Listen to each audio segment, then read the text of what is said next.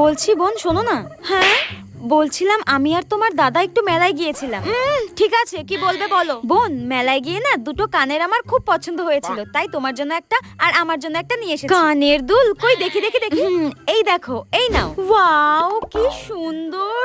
উফ। হ্যাঁ আচ্ছা বৌদি তো বৌদির জন্য একটা কানের দুল নিয়ে এসেছে, তার মানে ওটাই বেশি সুন্দর, ওটাই বেশি দামি।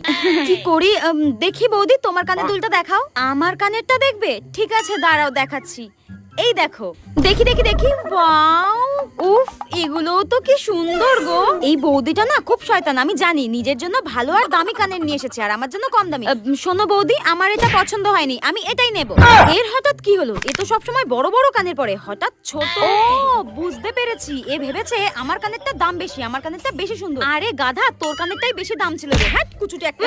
খুব ভেবেছিল আমাকে কম দামি জিনিসটা দিয়ে দেবে। আমিও তো বোকা নাকি? আমিও খুব চালাক।